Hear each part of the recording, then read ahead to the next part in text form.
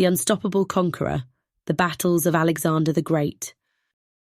Before Alexander the Great carved his name into the fabric of history, the ancient world was a fragmented landscape of warring kingdoms and empires. The powerful Persian Empire dominated the east, while Greek city-states, often rivals, struggled to maintain independence in the west.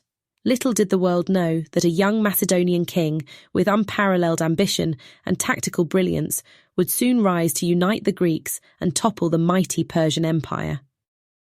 This documentary delves into the life and battles of Alexander the Great, a military genius whose campaigns not only redrew the map of the ancient world, but also shaped cultures and civilizations for centuries to come.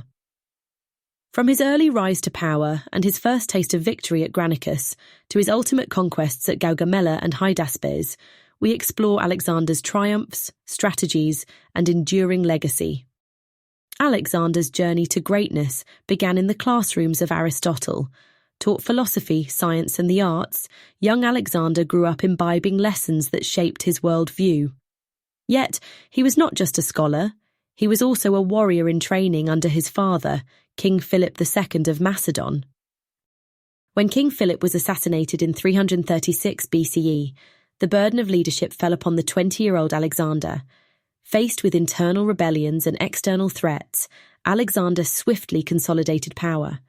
His first victory was over the rebellious northern tribes, but it was his defeat of the Greek city of Thebes that truly showcased his determination. By razing Thebes, Alexander sent a clear message: rebellion against Macedon would not be tolerated. With Greece firmly under his control, Alexander turned his gaze eastward toward Persia. His father had laid the groundwork for an invasion, and Alexander resolved to fulfill that dream and then surpass it. Standing in his path was the vast and wealthy Persian Empire ruled by King Darius III. An empire that had humbled armies for centuries, now faced a challenger driven not only by ambition, but a belief in his divine destiny. The Persian campaign began in 334 BCE with the Battle of Granicus. Alexander led his smaller Macedonian army decisively against Persian forces positioned along the riverbank. Despite a treacherous crossing under heavy fire, Alexander's cavalry proved superior, and the Persians were routed. This victory was not merely military, it was symbolic. It announced to the world that Macedon, under Alexander, was a force to contend with. Marching through Asia Minor, Alexander encountered the fabled Gordian knot, an intricate challenge believed to have been impossible to untie. Legend claimed that whoever unravelled it would rule all of Asia. Demonstrating his characteristic decisiveness, Alexander sliced through the knot with his sword, signalling not only his practicality, but his unwavering belief in his right to conquer. In 333 BCE, Alexander and Darius III met for the first time on the battlefield at Issus. Despite being vastly outnumbered, Alexander's troops triumphed by exploiting the narrow terrain. His superior tactics and personal bravery, leading a cavalry charge straight at Darius, forced the Persian king to flee. This battle was significant, not only for its strategic brilliance, but also for the psychological blow it dealt to the Persian army. Alexander captured Darius's wife, mother, and children, who were treated with dignity, further elevating his reputation as a magnanimous conqueror. Alexander's next objective was to secure control of the Mediterranean coastline. A crucial step in this was the siege of Tyre in 332 BCE, an engineering masterpiece. Tyre, a heavily fortified island city, seemed untouchable.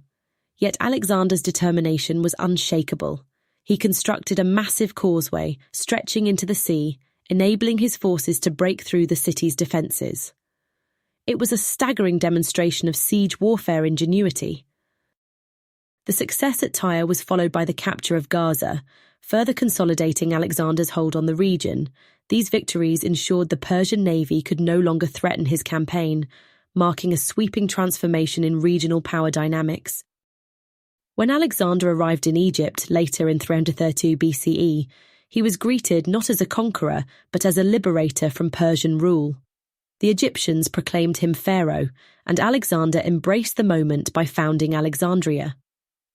This city would become one of the most enduring symbols of his legacy, a centre of learning, commerce and culture long after his death. In Egypt, Alexander also visited the Oracle of Amun at Siwa Oasis, where he was reportedly declared the son of Zeus. This event reaffirmed Alexander's belief in his divine destiny, further fueling his drive to expand his empire.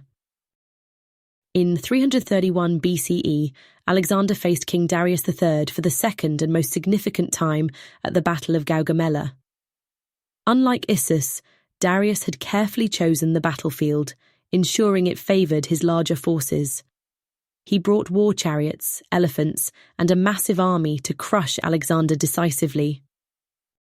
Yet, Alexander countered with tactical brilliance.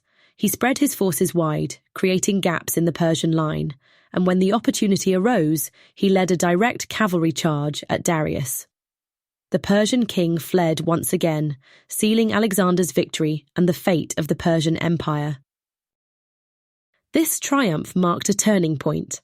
Alexander now claimed the title King of Asia and began the process of consolidating his new massive empire. Following the fall of Persia, Alexander marched deeper into the empire, capturing Babylon, Susa, and Persepolis, the heart of Persian wealth and culture. His decision to burn Persepolis was both symbolic and controversial, a statement of dominance, but also a moment of historical destruction. As he advanced, integrating and respecting local customs became vital to Alexander's strategy. He adopted Persian dress, customs, and even married a Persian noblewoman, Roxana, in an effort to unite his diverse empire. Yet not all of his men approved, and dissent began to simmer within his ranks. By 326 BCE, Alexander had reached the frontiers of the known world, the Indian subcontinent. There, he faced King Porus at the Battle of Hydaspes. Porus was a formidable opponent who commanded a strong army, including war elephants. Despite the challenges posed by the heavy monsoons and fierce resistance, Alexander's forces achieved victory through tactical maneuvers, including a surprise river crossing. Impressed by Porus's bravery, Alexander allowed him to retain his kingdom, a rare gesture of respect for a defeated foe.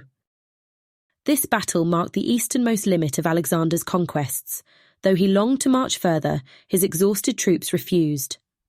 Reluctantly, Alexander turned back, setting his sights on consolidating his empire instead. Alexander's retreat did not mark the end of his ambitions. He worked tirelessly to integrate his empire, founding cities, establishing trade routes, and introducing Hellenistic culture to the regions he ruled. However, tensions grew. His army, once fiercely loyal, now became restless, questioning his adoption of Persian customs and his insistence on continuing campaigns. The strain of governing such a vast, diverse empire was evident, with revolts and dissent threatening its stability. Alexander the Great died in 323 BCE in Babylon at the age of just 32. Some say it was a fever, others suspect poisoning. Whatever the cause, his death resulted in his empire fracturing almost immediately as his generals vied for control. Yet his legacy endured. Alexander spread Greek culture, language, and ideas throughout his vast empire, laying the foundation for the Hellenistic age. Cities like Alexandria became centres of knowledge and innovation, influencing trade, science, and art for centuries. As a military leader, Alexander was unparalleled. His ability to inspire loyalty, make decisive decisions, and innovate on the battlefield reshaped the art of war. Yet his relentless ambition came at a cost. Lives were lost, cities destroyed, and his empire was ultimately unsustainable. Alexander's battles were far more than military engagements.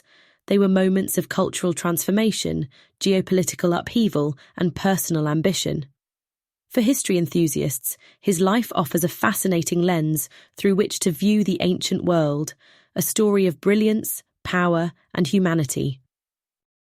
Though his empire crumbled after his death, Alexander the Great remains immortal as a symbol of unparalleled military genius and unyielding ambition. His story reminds us that while empires may fade, legends endure.